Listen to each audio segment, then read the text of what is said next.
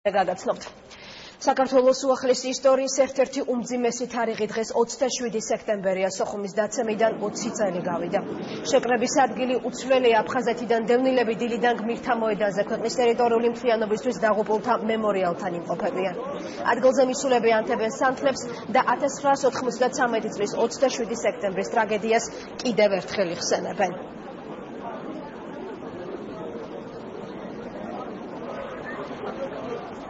რატი მუჯირი ახლა გმირთა მოედნიდან ჩაგვერთვება პირდაპირ ეთერში რატი რა ხდება ამ წუთებში მოედანზე ვინ იმყოფებიან ამჯერად მემორიალთან.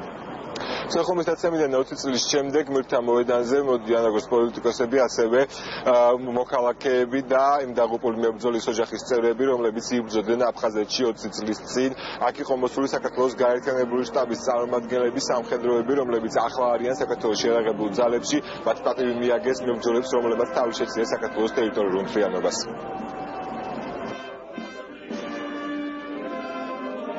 ძიმე გასახსენებელია ეს პერიოდი, თუმცა სამაყოც ძალიან ბევრია, ვინაიდან ეს იყო პირველი დიდი გამოცდა საქართველოს ახალ ჩამოყალიბებული შეიარაღებული ძალებისთვის, თუმცა შეიარაღებულ ძალებთან ერთად მრავალი გულანთებული პატრიოტი ბრძოლობდა.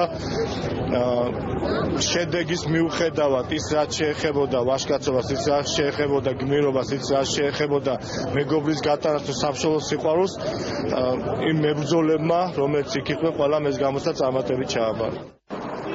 დღეს აქ გმირთა მოედანზე იმყოფებოდნენ პრეზიდენტობის კანდიდატი, რამდენიმე მათგანი უკვე მოვიდა გმირთა მოედანზე, ასევე დაგეგმილი აქვს რამდენიმე პატევის მიგება. ისინი ძირითადად აკეთებდნენ აქცენტს იმაზე, რომ ეს ბრძოლა და ეს 20 წელი უნდა იყოს გამოყენებული და გამოცდილება, გაზიარებული გამოცდილება იმისთვის, რომ ქვეყანა მაწარმოოს მიზანმიმართული პოლიტიკა, აღარ დაუშვას შეცდომები და გააკეთოს ყველაფერი სახელმწიფო იმისთვის, რომ მოხდეს საქართველოს ტერიტორიული მთლიანობის აღდგენა.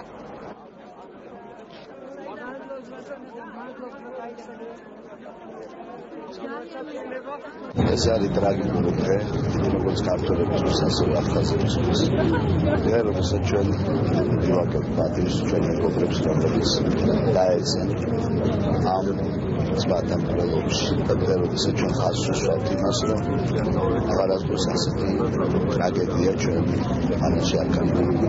20 წელი გავიდა ამ ტრაგიკული მოვლენებიდან. მე მინდა კიდევ ერთხელ მივსამჯიმრო ყველა იმ ადამიანებს, ვინც ახლობლები დაკარგა ამ ომში და ვფიქრობ, რომ ჩვენმა საზოგადოებამ ყველაფერი უნდა გააკეთოს იმისათვის, რომ ამ ადამიანებს ცემლი მოგვიდეს თვალი. ჩვენ არასოდეს არ უნდა დავივიწყოთ ის მდგომარეობა, რომელიც 27-მა შექმნა, ეს არის საქართველოს ტერიტორიის ოკუპაცია, ეს არის აფხაზეთის ოკუპაცია და ჩვენ მთელი მოსახლეობა, ქვეყნის მოსახლეობა უნდა დავირაზმოთ და გავერთიანდეთ ერთი იდეის გარშემო, რომ უპირობოთ, რომ ჩვენი ნება შეუვალი შეიქმნას, რომ აუცილებლად საქართველოს უნდა გათავისუფლდეს, უნდა მოხდეს მისი დეოკუპაცია. მთავარი გაკვეთილი ამ 20 წლის არის ის, რომ გავიაზროთ სოხუმის დაცემა დაიწყო თბილისის დაცემით.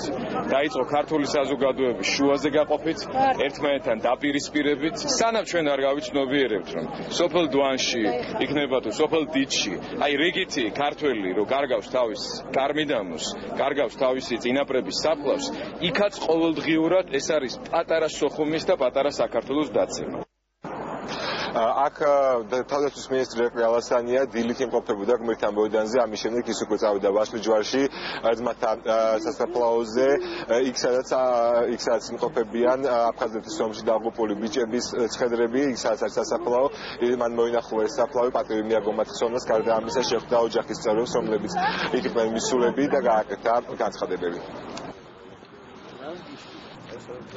20 წელი გავიდა უკვე თითქოს დიდი დროა, მაგრამ მაინც როგორც უშინდელი დღე ისე გვახსოვს ეს დღე სოხუმში ყველას, ვინც იქ ვიყავით. ეს იყო დიდი ჰეროიზმის მაგალითი, აი განსაკუთრებით ის ბიჭები, ვინც აქ არიან დასაფლავებული, არ გაექცნენ ურიცხ მტერს და ეს იყო შეგნებული, გააზრებული გმირობის მაგალითი. ყველა მიცოდა, რომ პრაქტიკულად იქ დარჩენა ნიშნავდა იმას, რომ ისინი ცოცხლები ვერ გამოვიდოდნენ.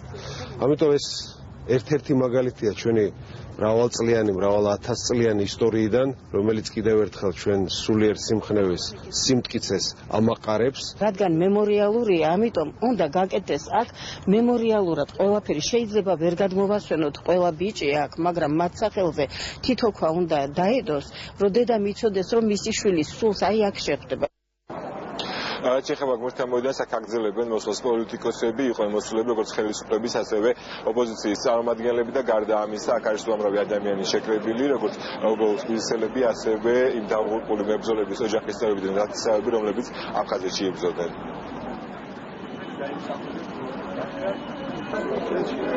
ოთხის უკან ძალიან ძიმე დღეები იყო ჩემთვის პირადად, იმიტომ რომ მე გავგავდა ამ დღეებში ოჯახის წევრები. ამ დღეს დაეცა სოხუმი და თუ ვინმეს გონია რომ ბრძოლა დამთავრდა, და ასე არ არის. ჩვენ ვხედავთ რომ ოკუპაცია საქართველოს წინააღმდეგ გრძელდება, ყოველ დღე ნავთობხლათები ირთვება, აქედან გავავდარე, ჩვენ ყველაფერი უნდა გავაკეთოთ, რომ იმ ბიჭების სიცოცხლე, ვინც გაწირა თავი ამ დღეებში და მთელ ამ ომის განმავლობაში იმ მშვიდობიანი მოსახლეობა, რომელიც ეთნიკური წმენდის მსხვერპლი გახდა, ეს არ დავივიწყოთ და ყველაფერი გავაკეთოთ, რომ აღვადგინოთ ტერიტორიული მთლიანობა. ძალიან მძიმე დღე არის მთელი საქართველოსთვის, ჩემთვისაც, იმიტომ რომ ჩემი მშობლიური ქალაქისაც დავიბადე და ერთი წუთით არ დამიტოვებია ადრე, დავტოვე ზუსტად 20 წლის წინ უღელტეხილით და მაშინაც ბევრს ვფიქრობ ამ ომზე, ბევრს წერდი. 13 თვე და 13 დღე მიმდინარეობდა ეს ომი, რომელიც დასრულდა ასე ტრაგიკულად. ბევრი ვართ ეს ადამიანი, ვინც სოციალისტ მოვდივართ ამ ტკივილით, ერთად გამოვედით სოხუმიდან, ერთად ვიყავით სოხუმში. ამ ვეტერანებთან ბევრი მათგანი გარდაიცვალა, ბევრი ვეტერანი რომელიც ცოცხალია, მათ აქვს ბევრი სოციალური პრობლემები და მთავრობამ უკვე მიიღო გადაწყვეტილება და ბევრი მათგანი ის მომავალწილიდან იქნება სერიოზული დახმარება გაწეული. მთავრობა ცდილობს მაქსიმალურად რომ არსებითად შესწავლოს მდგომარეობა, ვიდრე იყო ამ ხნის განმავლობაში. ველა მშობელთან აუგზნობ დღევანდელ დღეს. შვილი გადმოვასაფლავე აქეთ შევძელი ეს, რომ ეხლა მივდივარ შვილის სასაფლაოზე და დღე და ღამე იმას ვეხუტები. დღეს მოხდა გმირთან მოედნიდან სამების საკათედრო ტაძრამდე მსვლელობა, ხატი რომელიც სპეციალურად ამ დღისთვის დაიწერა და ქართველთა და აფხაზთა შერიგების ხატი არის, გადააბრძანეს სამების საკათედრო ტაძარში, რაც შეეხება გმირთან მოედნს, აქ აგრძელებენ მოსვლას მოქალაქეები და პოლიტიკოსები. მადლობთ რატიმ უჯური საუბრობდა გმირთა მოედნიდან პირდაპირ ეთერში.